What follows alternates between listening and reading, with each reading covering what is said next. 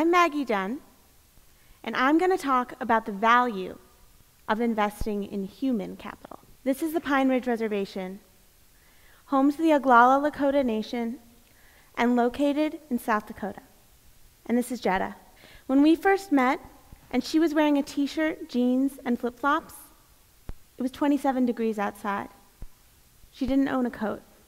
Later that day, I delivered a bunk bed to her trailer, where Jetta lived with her single mother, siblings, and other family members, without plumbing or heat. As you can see, the roof was leaking, there's mold everywhere, but that smile has always been contagious. Over the past few years, Jetta's young mother sadly died from cancer, just months after giving birth to her youngest sibling. And since that time, Jetta and her younger brother Stryker and their younger siblings have been moved around from trailer to trailer, home to home. And for now, they're living with their aunt and uncle and cousins, who are doing their best to make sure that all children stay in school and stay on track. Because of children like Jetta, I founded Lakota Children's Enrichment, to give children who are just as capable and deserving as children anywhere opportunities that are deserving of all Americans. I'm often asked how I chose this cause, but the truth is, it chose me. At first, I tried to get my friends to help me, but most did not consider or did not want to consider domestic poverty a worthy cause. So, frustrated, I wrote to everyone I can think of, and I mean everyone. In fact, if you own a wealthy corporation or you're in the media or politics, I probably wrote to you more than once. And if you responded, it was always the same. Keep up the good work, kid. But we're not really focusing on rural poverty these days. So, I wrote a series of awareness articles asking for support. My local newspaper, the Scarsdale Inquirer, published them. And before I knew it, I'd found a team of committed individuals, and we've made a huge difference in the lives of children, families, and schools on the Pine Ridge Reservation.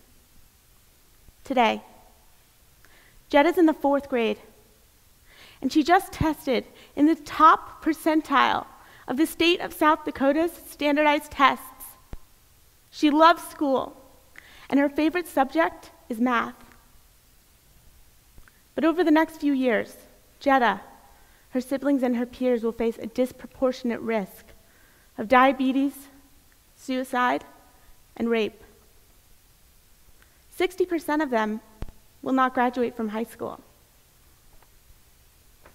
It shouldn't be this way. Not in America. I faced a lot of obstacles as an advocate and in the NGO sector, but today I'm going to just talk about 2 of them. And the first obstacle is how little we the people know about Native Americans. So, most of us know that Native American nations have faced some types of historical injustices. This nation was colonized. But what most people don't know is that it's still going on. Did you know that as recently as the 1970s, federally funded health clinics involuntarily sterilized American Indian women and teens who sought routine medical assistance? Did you know that in 2009, the Pine Ridge Reservation declared a suicide state of emergency, particularly among the young people? If your community issued a suicide state of emergency, chances are it would make headlines. But at the time, this crisis in the Pine Ridge community was mostly ignored by mainstream press.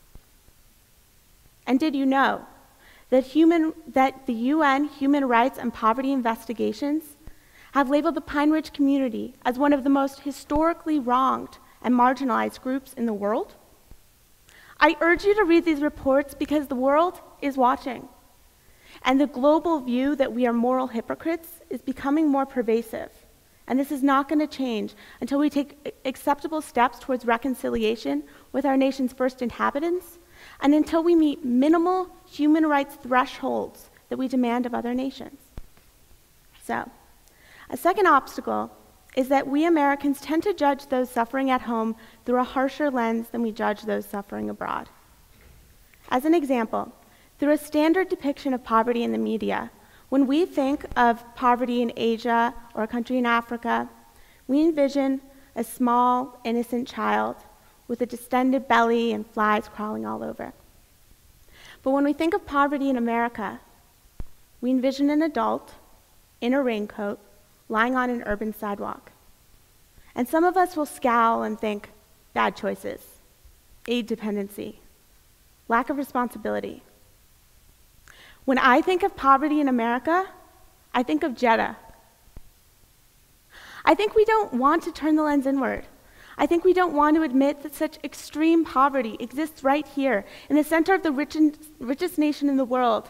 And I think we don't want to face the fact that we have to do more than simply text message a donation. We don't want to face injustice in our own house. It's so much less painful than to blame foreign governments for their human rights violations and their economic troubles. So what can we do? What can we do to see that Jeddah and her siblings will have the same opportunities as our children? And what can we do to see that Jeddah will graduate from high school?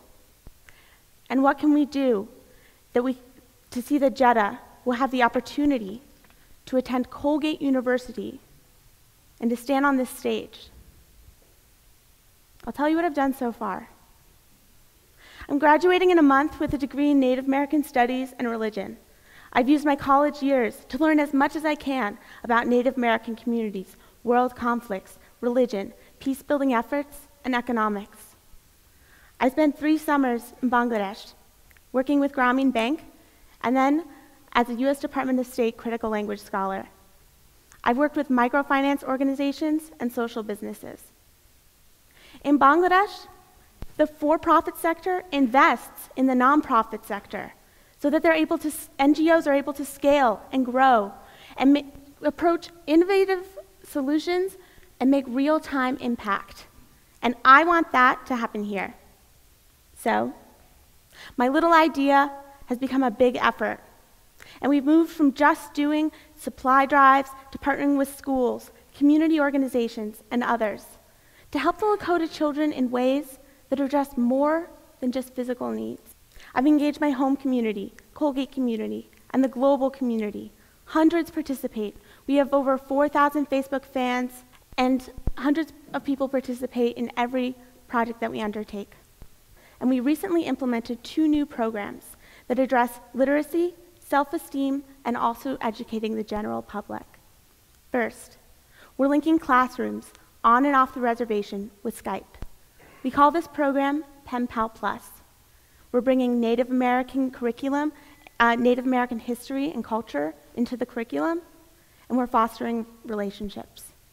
And second, we launched our first annual writing challenge. And we were able to bring our judges out to the reservation, including Colgate's own Professor Peter Balakian, Iranian-American author and journalist Suzanne Paree, and Guardian columnist Dana Lonehill to the reservation to present awards to the winners. And all of them have agreed to going back. The world and its problems can seem so overwhelming to my generation. But a future of disadvantage, inequality, it's facing Jeddah and thousands of talented children like her, is just not okay. My big idea is to view Lakota children's enrichment as an investment in human capital, and an investment in the future of this nation that is tantamount to investing in products and innovation, because this is where the innovation comes from. Some of the best talent in this country is among us, but the doors to opportunity are closed. Please help me open those doors for Jeddah and the tens of thousands of children like her that are in her situation.